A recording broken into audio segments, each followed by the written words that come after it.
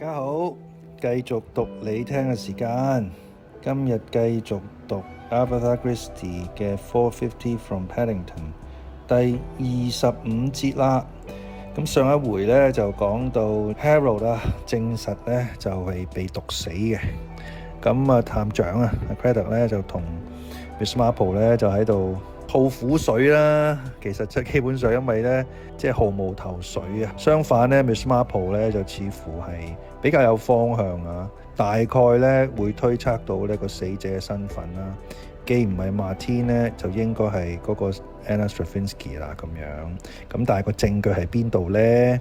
而兇手亦都係邊個咧？咁呢一刻咧，佢哋都唔敢斷定住。咁睇下呢一節嘅案情進展啦。I looked up tontine in the dictionary, said Lucy. The first greetings were over, and now Lucy was wandering rather aimlessly round the room, touching a china dog here, an antique Macassar there, the plastic workbox in the window. I thought you probably would, said Miss Marple equably. Lucy spoke slowly, quoting the words. Lorenzo Tonti, Italian banker, originator, 1653, of a form of annuity in which the shares of the subscribers would die are added to the profit shares of the survivors. She paused. That's it, isn't it? That fits well enough. And you were thinking of it even then before the last two deaths. She took up once more her restless, almost aimless prowl round the room. Miss Marple sat watching her. This was a very different Lucy Isbarrow from the one she knew. I suppose he was asking for it really, said Lucy, a will of that kind, ending so that if there was only one survivor left, he'd get the lot. And yet, there was quite a lot of money, wasn't there? You think it would be enough shared out? She paused, the words trailing off. The trouble is, said Miss Marple, that people are greedy. Some people. That's so often, you know, how things start. You don't start with murder, with wanting to do murder, or even think of it. You just start by being greedy, by wanting more than you are going to have. She laid her knitting down on her knee and stared ahead of her into space. That's how I came across Inspector Craddock first, you know. A case in the country, near Meddenham Spa. That began the same way. Just a weak, amiable character who wanted a great deal of money. Money that person wasn't entitled to. But there seemed an easy way to get it. Not murder then. Just something so easy and simple that it hadn't seemed wrong. That's how things begin. But it ended with 3 murders. Just like this, said Lucy. We've had 3 murders now. The woman who impersonated Martine, and who would have been able to claim a share for her son, and then Alfred, and then Harold. And now it only leaves 2, doesn't it? You mean, said Miss Marple, that they are only Cedric and Emma left? Not Emma. Emma isn't a tall, dark man. No, I mean Cedric and Brian Easley. I never thought of Brian because he's fair. He's got a fair moustache and blue eyes. But you see, the other day, he paused. Yes, go on, said Miss Marple. Tell me. Something has upset you very badly, hasn't it? It was when Lady Stoddard West was going away. She had said goodbye and then suddenly turned to me just as she was getting into the car and asked, who was that tall, dark man who was standing in the terrace as I came in? I couldn't imagine who she meant at first, because Cedric was still laid up. So I said, rather puzzled, you don't mean Brian Easley? And she said, of course, that's who it was. Squadron Leader Easley. He was hidden in our loft once in France during the resistance. I remembered the way he stood and the set of his shoulders. And he said, I should like to meet him again, but we couldn't find him. Miss Marple said nothing, just waited. And then, said Lucy, later I looked at him. He was standing with his back to me, and I saw what I ought to have seen before, that even when a man's fair, his hair looks dark because he plastered it down with stuff. Brian's hair is a sort of medium brown, I suppose, but it can look dark. So you see, it might have been Brian that your friend saw in the train. It might. Yes, said Miss Marple, I had thought of that. I suppose you think of everything, said Lucy bitterly. Well, dear, one has to, really. But I can't see what Brian would get out of it. I mean, the money would come to Alexander, not to him. I suppose it would make an easier life. They could have a bit more luxury, but he wouldn't be able to tap the capital for his schemes or anything like that. But if anything happened to Alexander before he was 21, then Brian would get the money as his father and next of kin, Miss Marple pointed out. Lucy cast a look of horror at her. He'd never do that. No father would ever do that just to get the money. Miss Marple sighed. People do, my dear. It's very sad and very terrible, but they do. People do very terrible things, went on Miss Marple. I know a woman who poisoned 3 of her children just for a little bit of insurance money. And then there was an old woman, quite a nice old woman apparently, who poisoned her son when he came home on leave. Then there was this old Mrs. Stanridge. That case was in the papers. I dare say you read about it. Her daughter died and her son, and then she said she was poisoned herself.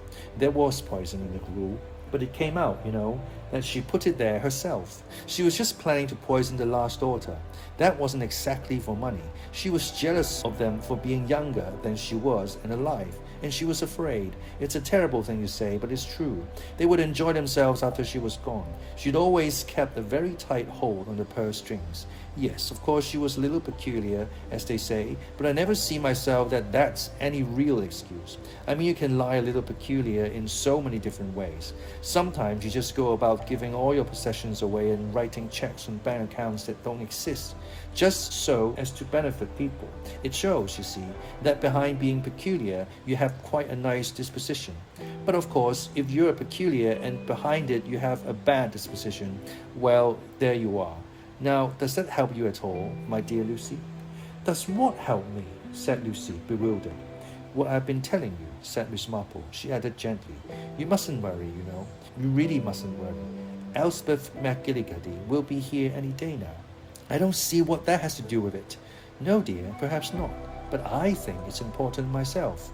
I can't help worrying, said Lucy. You see, I've got interested in the family. I know, dear. It's very difficult for you because you are quite strongly attracted to both of them, aren't you? In very different ways. What do you mean? Said Lucy. Her tone was sharp. I was talking about the 2 sons of the house, said Miss Marple, or rather the son and the son-in-law. It's unfortunate that the 2 more unpleasant members of the family have died and the 2 more attractive ones are left. I can see that Cedric Crackenthorpe is very attractive. He is inclined to make himself out worse than he is and has a provocative way with him. He makes me fighting mad sometimes, said Lucy. Yes, said Miss Marple, and you enjoy that, don't you? You're a girl with a lot of spirit and you enjoy a battle. Yes, I can see where the attraction lies. And then Mr. Easley is a rather plaintive type, rather like an unhappy little boy. And that, of course, is attractive too. And one of them's a murderer, said Lucy bitterly. And it may be either of them. There's nothing to choose between them, really. There's Cedric, not caring a bit about his brother Everett's death and about Harold's. He just sits back looking thoroughly pleased, making plans for what he'll do with Rutherford Hall, and he keeps saying that it will need a lot of money to develop it in the way he wants to do. Of course, I know he's the sort of person who exaggerates his own callousness and all that, but that could be a cover too. I mean, everyone says that you are more callous than you really are, but you might not be. You might be even more callous than you seem. Dear, dear Lucy, I'm so sorry about all this. And then Brian, went on Lucy. It's extraordinary, but Brian really seems to want to live here. He thinks he and Alexander could find it awfully jolly, and he's full of schemes. He's always full of schemes of one kind or another, isn't he? Yes, I think he is. They all sound rather wonderful, but I've got an uneasy feeling that they never really work. I mean, they're not practical. The idea sounds all right, but I don't think he ever considers the actual working difficulties. They are up in the air, so to speak. Yes, in more ways than one. I mean, they are usually literally up in the air. They are all air schemes. Perhaps a really good fighter pilot never does quite come down to earth again, she added. And he likes Rutherford Hall so much because it reminds him of the big rambling Victorian house he lived in when he was a child. I see, said Miss Marple thoughtfully. Yes, I see. Then a quick sideways glance at Lucy. She said with a kind of verbal pounce, but that isn't all of it, is it, dear? There's something else. Oh yes, there's something else. Just something that I didn't realize until just a couple of days ago. Brian could actually have been on that train, on a 4:33 from Paddington. Yes, you see, Emma thought she was required to account for her movements on 20th December, and she went over it all very carefully. a committee meeting in the morning, and then shopping in the afternoon and tea at the Green Shamrock. And then, she said, she went to meet Brian at the station. The train she met was the 4:50 from Paddington, but he could have been on an earlier train and pretended to come by the later one. He told me quite casually that his car had a biff and was being repaired, and so he had to come down by train. An awful bore, he said. He hates trains. He seemed quite natural about it all. It may be quite all right, but I wish somehow he hadn't come down by train. Actually on the train, said Miss Marple thoughtfully. It doesn't really prove anything. The awful thing is all this suspicion, not to know, and perhaps we never shall know. Of course we shall know, dear, said Miss Marple briskly. I mean, all this isn't going to stop just at this point. The one thing I do know about murderers is that they can never let well done, or perhaps one should say ill alone. At any rate, said Miss Marple with finality, they can't once they've done a second murder. Now, don't get too upset, Lucy. The police are doing all they can and looking after everybody. And the great thing is that Elspeth McGilicuddy will be here very soon now. 正如 Miss Marple 所講啦，咁McGilicuddy 咧，即係故事開始嘅主角啦嚇，目擊呢個殺人案嘅唯一證人啦，翻嚟啦。咁但係佢嘅證供其實就係唔清楚嘅。Miss Marple 點解會對 McGilicuddy 咁期待咧？咁呢個就賣住個關子先啦。呢一節主要就係透過呢個 Lucy 同埋 Marple 嘅對話啦，去講兩個男人啦，就係 Cedric 同埋 Brian 啦，兩個 Lucy 都中意嘅。咁但係 Lucy 亦都好焦急啦，因為佢都唔想佢哋兩個其中之嘅兇手就對佢哋評頭品足啦，girls talk 啦咁樣。似乎咧呢一秒鐘嚟講咧 ，Brian 嘅嫌疑就更加大啦，因為佢直情係有機會咧就係坐咗喺呢個火車上面嘅，係4:33嘅火車上面。咁但係都唔證明到佢係殺咗人，但係呢個嫌疑咧就好大啦。呢一節有兩個字，第一個 antimacassar，我都未見過呢個字佢係一種凳啦，梳化凳嗰啲 ornament 啦，中文就翻譯係椅背套啦。呢個翻譯就唔夠傳神嘅，因為就咁一個套咧就冇美感嘅。但係 antimacassar 咧就説明咗咧呢個係 ornament 啦，有一種裝飾性喺度。Collis 最尾嗰度啦，咁Lucy 就話：唉，啲人咧成日都話自己咧表現到好黑好冷酷嘅，實際上佢就唔冷酷。但係咧有啲人咧就表現到好冷酷，但係實際上佢內心係更加冷酷。唉，真係好亂啊！ Collis showing or having an insensitive and cruel disregard to others。中文嘅翻譯做冷酷啦，我覺得呢個翻譯都算貼切嘅，佢絕對係一個貶義嘅 Collis。今日就讀住咁多先，下次再同大家繼續讀你聽，拜拜。